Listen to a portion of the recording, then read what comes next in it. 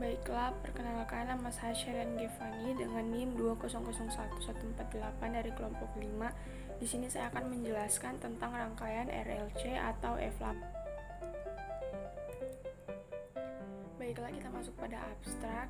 Praktikum rangkaian RLC bertujuan untuk menentukan nilai impedansi pada simulasi rangkaian RLC seri, menentukan error dari nilai impedansi, hasil pengukuran, dan hasil perhitungan. Alat yang digunakan berupa pad simulasi, resistor, konduktor, kapasitor, baterai AC, ampermeter. Rangkaian RLC rangkaian yang memuat resistor, induktor, dan kapasitor. Kata kunci atau rangkaian RLC, resistor, induktor, kapasitor, impedansi, arus maksimum, dan tegangan.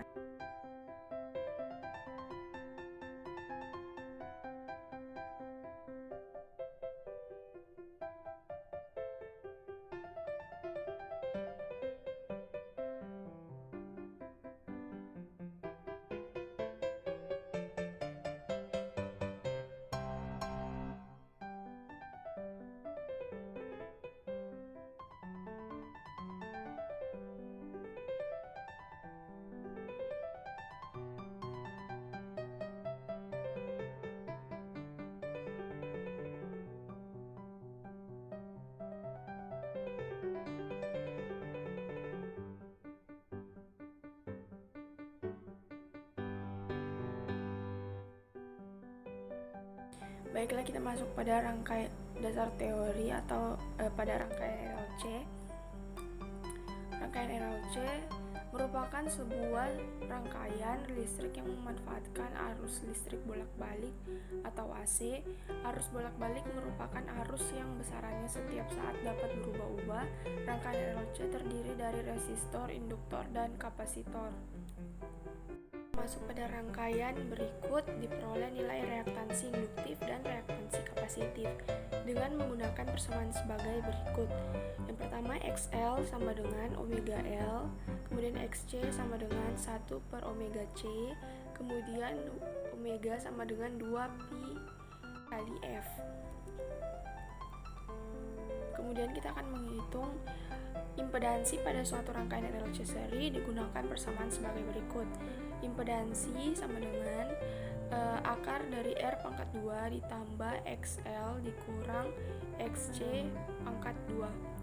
Keterangan L sama dengan induktansi dan induktor atau Henry satuannya, kemudian C kapasitansi dari kapasitor dengan satuan farad, XL sama dengan reaktansi induktif satuannya ohm, XC reaktansi kapasitif satuannya ohm, kemudian omega frekuensi sudut sinyal tegangan dengan satuan rad per S, R sama dengan resistensi satuannya ohm, Z atau impedansi dengan satuannya ohm.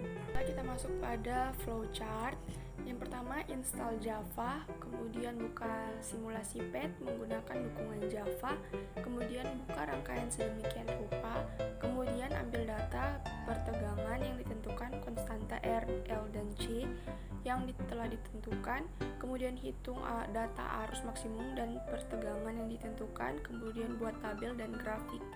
Kemudian cari impedansi berdasarkan hubungan arus terukur dan tegangan yang telah ditentukan, kemudian bandingkan impedansi terukur dan terhitung, kemudian mencari error relatif, kemudian cari nilai hitung tegangan komponen kapasitor dan induktor, kemudian bandingkan dengan nilai ukur tegangan komponen kapasitor, dan kemudian cari error relatif di antara keduanya, kemudian tarik kesimpulan dan selesai. Baiklah, kita masuk ke percobaan. Baiklah, yang pertama-tama kita akan melihat di sini apa saja yang kita akan centang. Kita centang values supaya terlihat angka-angkanya. Kemudian di sini ada ampernya. Ini nanti kita lihat nilai tertingginya. Kemudian voltnya kita dari 20 sampai resistor 8 dan L-nya 3000H. Kemudian C-nya itu 0,1.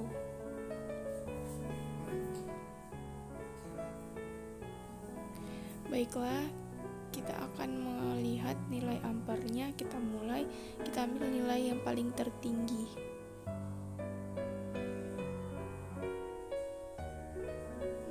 Nah, bisa kita lihat dia berubah-ubah. Kita dapat ambil 0,72 yang nilai nilai tertingginya, atau kita bisa ambil yang 0,74. Kemudian misalnya kita menambahkan resistensinya itu menjadi kan resistensinya 8. Kemudian kita ubah voltage-nya dari 20 sampai 50, kita penambahan 1. Kita coba. Nah, kemudian kita lihat nilai ampernya 0,79, yang paling tertinggi itu yang kita ambil. Baiklah, kita lihat dalam tabel pengukuran di sini. Kita bisa melihat berdasarkan data yang diberikan di lab saat praktikum, maka telah diketahui R sama dengan 8 ohm, kemudian induktor 3000 atau kita tulis di data menjadi 3, kapasitor maka telah diketahui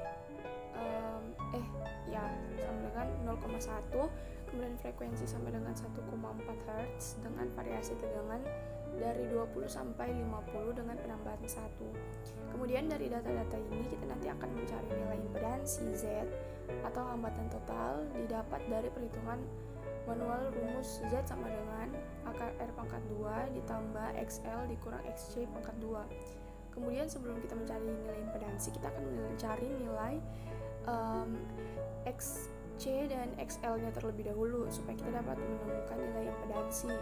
Kemudian kita akan, setelah mencari nilai impedansi, kita akan mencari nilai arus maksimum dengan rumus Imax sama dengan Vmax. Tapi sebelum itu kita juga membuat grafik regresi linear didapat dari data pada PET laboratorium dihukum dengan rumus A1 sama dengan sigma N I sama dengan 1 X kali Y, kemudian dikurang sigma N I sama dengan 1 X, kemudian dikali sigma N I sama dengan 1 Y, kemudian dibagi N, kemudian dikali sigma N I sama dengan 1 X pangkat 2, kemudian dikurang sigma N I sama dengan 1 X dipangkatkan 2.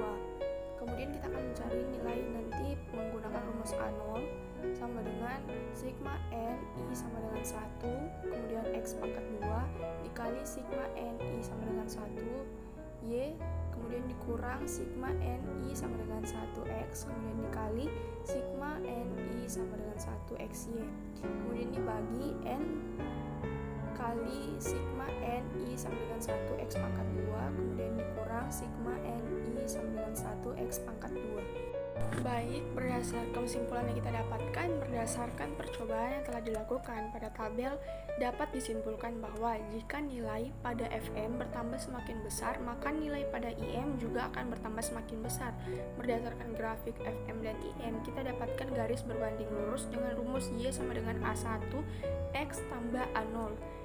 Kemudian saya juga mendapatkan nilai error sebesar 0,02 dari percobaan perhitungan, yang berarti errornya ini hanya sedikit atau salahnya itu hanya sedikit, tapi cara yang sudah saya pakai berarti sudah tepat karena errornya di sini cuma 0,02.